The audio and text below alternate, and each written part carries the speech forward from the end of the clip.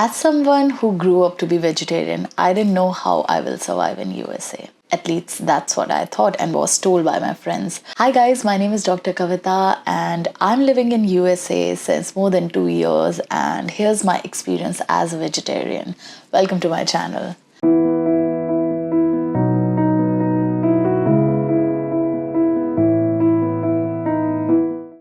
So when I came initially, I was petrified at the thought of not getting any vegetarian options, and me being a foodie, I love to have good veg options. And after COVID, I also stopped eating eggs, so now it was all only vegetarian food for me. But when I went to Singapore and to Malaysia a few years back, it was quite disheartening to see how less of options for you have as a vegetarian. But I was pleasantly surprised seeing lots of vegetarian options, especially in New York and New Jersey, because one thing I knew for sure, that I am not, changing my diet habits just because of my choices of change my current residence or the country where I am residing.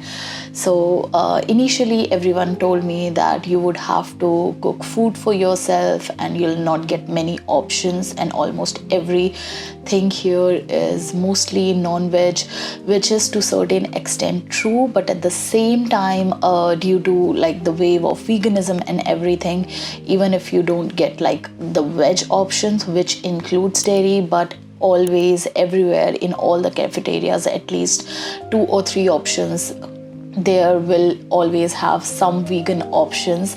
And people are so accepting towards all kind of food habits and drinking habits. I remember being in college and being made fun of for being a vegetarian. Like many people, like just in fun, would say, what do you eat, like grass and only greens and paneer? And I personally did not even like paneer that much, so that was kind of a topic where some people would make fun of me for being a vegetarian. But here when I came, people are really accepting towards all the cultures, and especially in cities where there is a lot of immigrant and diversified population. So people come here from different walks of life. People are here from different Muslim countries and even Indians and all other cultures where they don't drink alcohol or they don't eat meat. So everybody respects everyone, and I just love this thing about New York, New Jersey specifically, because that's the most experience that I have of. So I was never made fun of or even forced to drink or to have non-veg food, and everybody would make sure that there is something vegetarian for me specifically in my workplace, as well as when we go out for parties, and they will all like search through options for me and they would suggest me, Kavita, would you want to try this seems vegetarian.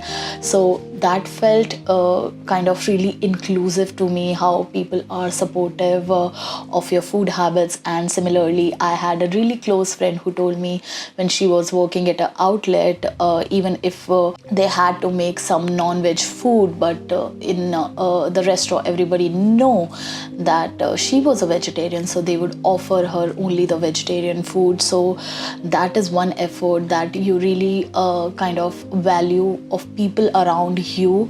And in USA I needed that, and of course I do cook vegetarian food because I am a foodie. Lots of my friends cook vegetarian food, and one pleasant surprise, if you guys don't know, that here also there are facilities of lunches and tiffins, which I used to order back in my hostel days, even in residency, and I considered that as a blessing, because when you are away from home you want to eat that chapati, rice and dal and some Indian sabji. So having that kind of facilities, obviously not in every city I suppose, but at least where I live, is literally like the blessing that I'm always grateful for.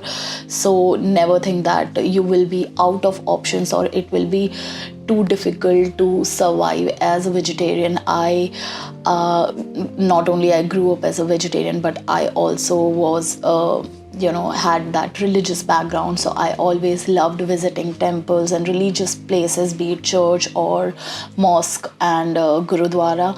I really appreciate that here in New York City as well as in New Jersey, there are lots and lots of temples, the ISKCON ones and the Gurudwaras, and almost every single month I get to visit at least once, once a temple or a gurudwara, so that I feel connected, I feel grounded, so I don't feel that I kind of losing a sense of who I am. And that is what you need, especially when you are far from home, because now it's you versus you, in when you are at your home, your parents pray for you and you have a kind of a religious setup at home because all other people are praying. But when you come alone in a city or a country, the whole responsibility how you carry your life forward, be it like cleaning your place up, washing the dishes, keeping the kitchen clean, keeping your room clean, and even taking bath in the morning and praying in the morning, visiting temples, eating vegetarian food, all and everything depends on you, how you'll carry your life forward, because this is solely how you behave when you are left on your own. So I felt that responsibility a lot, especially in the beginning, and I felt kind of lost and kind of alone in the beginning. But you have to take the first step. It is also, so many people ask me, how do you make friends? These places are like really kind of amazing set points where you meet like-minded people. For example, if you love working out, you go to gym, you meet people who love exercising. If you go to dance classes, you meet people who love dancing. If you are spiritual, you go to places where people who are spiritual and who believe in God come, and you have like lots and lots of opportunity to kind of make connection, make contacts. And I honestly got so much of opportunity, especially thanks to my recent first retreat ever in life, thanks to the ISKCON temple group here in New Jersey. So we went to Pennsylvania, we visited the Goshala, and we saw how the cows are taken care of and how everything from the crops to the milk is kind of ethically sourced and distributed. So to see that kind of life even possible, happening so far from India, here in USA, where people are hardcore vegetarians and they haven't changed themselves just because they came to a different country, and like the 60 or 70% or 80% of the population eats meat or non-veg. That does not mean that you also have to. Some things that are ingrained in you and that you truly believe in, and you're a firm believer that this is what I want to continue as, so you will get an opportunity to do that only if you persevere enough.